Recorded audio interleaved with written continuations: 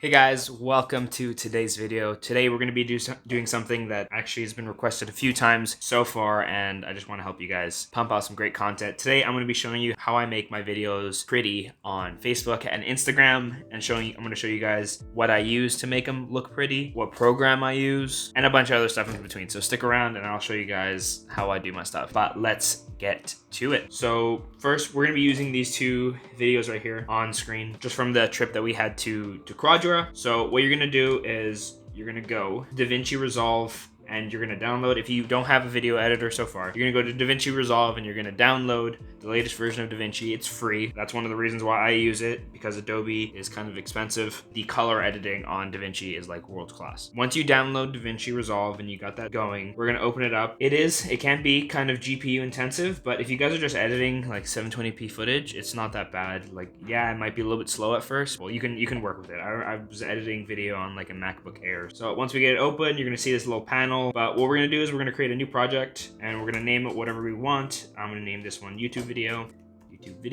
and we're going to go in. And probably the first thing you're going to notice is, yeah, these are a lot of knobs, but for a lot of people who've been working with music, it's very similar. You just got to figure out where everything is. So what we're going to do is we have a bunch of bars down here, but we won't worry about most of them. The biggest ones you're going to want to remember are media, edit, fairlight, and deliver. First off, guys, we're going to start with media. So on the top left bar, we're going to see a few options here, and one of them should say whatever the name of your computer is. But what we're going to do is we're just going to drag it like this and right onto the clips in the media pool. Sometimes if you're recording with like different frame rates for different reasons, it's going to show you this. I actually record all of my stuff in 30 frames per second, so it's not too much of a problem. So now we're going to see the two files right here. You can see a bunch of audio files here as well. We can drag some of those in, and it's all basically just drag and drop. So once we have that done, we have our three files right here, the two videos and the audio file. We're gonna go right to edit, and we're gonna see our timeline here at the bottom, and we're gonna see our master. I'll explain what that is in a second, and our footage. Above, we have this little bar that we can scroll in just so we can see exactly how big these are and exactly what it is. It gives you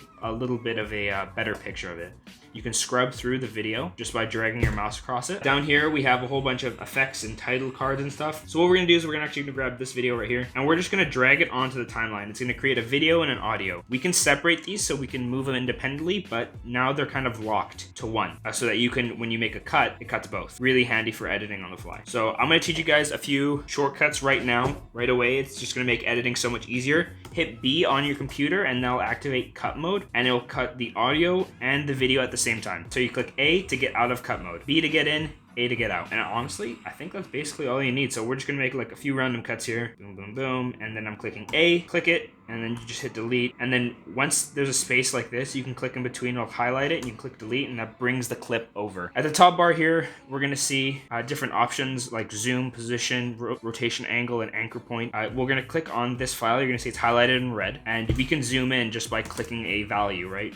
Value is assigned to it at the beginning is 1. We can zoom in 5 times, 6 times, 7 times, and obviously you can see it reduces quality the more and more you go in. Rotation angle, pretty self-explanatory. And position, you can drag the video back and forth. Another thing we can do is, let's go onto the file that we're currently looking at. We're gonna hit Control and click. This is on Mac, by the way, guys. We're gonna go down to where it says no LUT. We got 1D LUTs and 3D LUTs. I personally like 3D LUTs, and let's just throw something on. Go 4K film. I record in 4K and then I downscale to 1080p, and then you can immediately see the difference in the color, how it looks. We're gonna go to the color options here, guys. Again, this is not something that you're really gonna have to do unless you really want to get into it. Take some time and go through this. It's pretty self-explanatory. There's a lot of really cool tutorials on how to color edit and stuff. I won't get into that in this video because I just kind of want to make this quickly so you guys can pump out content as quickly as you can. We're going to go to Fairlight. This is going to be something us music producers are going to be really familiar with. It's a mixer board, and they're all assigned by channel, right? So A1, this is going to be all of our audio that we have imported so far. So we can adjust the audio to something a little bit more manageable. I'm going to throw in this just so we can have something underneath to edit to. Cut again with B, hit A, and click delete. So now we have another one here. We can scroll through these. So we just actually got Song upcoming, by the way. And yeah, we can just adjust the volume of the songs.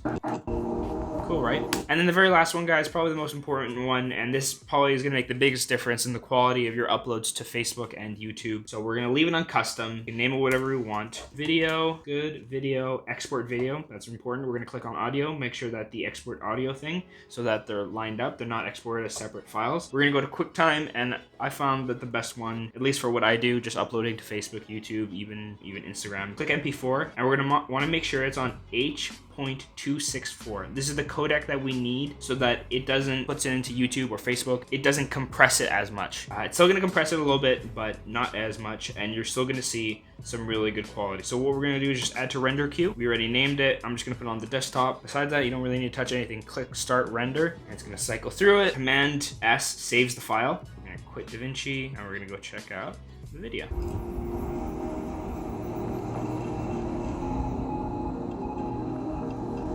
Cool, right guys?